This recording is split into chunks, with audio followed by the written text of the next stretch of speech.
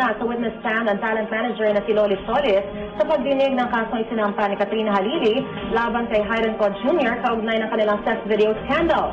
Pero bago niyan ay bahagyang nagkaroon ng tensyon sa pagdinig. May ulat on the spot si Mark Zambrano. Mark?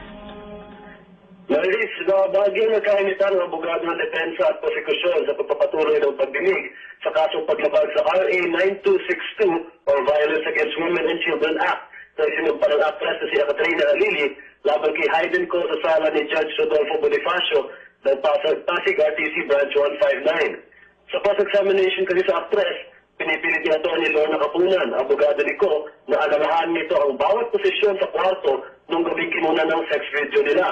Ikinagalit ito ni Atty. Raymond Palad, abogado ng actress. Ang dahilan umano ng pagsubina kay Halili ay para pag-usapan ang resulta ng ocular inspection at hindi ang iba pang detalye na nasa record na ng korte. Giit ni Palad, bakit halos reenactment na ang gustong ipagawa sa kanila ng korte? Kinustyon din ni Atty. Kapunan ang statement ni Halili na nangyari ang pagtatalik sa ika-9 nilang pagkikita ni Hayden Cod. Dahil base umano sa record ng Holiday Inn, 4 na beses lang nag-check-in si Halili doon. Pero halos wala na rin daw maalala si Halili sa pagkakasunod-sunod ng mga pangyayari.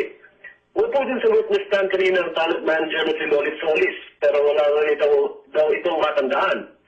Ang tangi lang daw niyang matatandaan ay nung magkita sila noong May 21, 2009 sa bahay ni Vicky Bello sa Dasmariñas Village.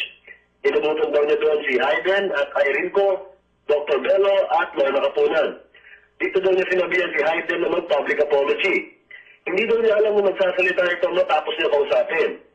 Itinakda ng korte sa July 26 ang sunod-sunod na pagdinig kung saan sasailalim sa cross-examination ng isang NBI psychologist at actress. Maris? Maraming salamat, Mark Zambrano.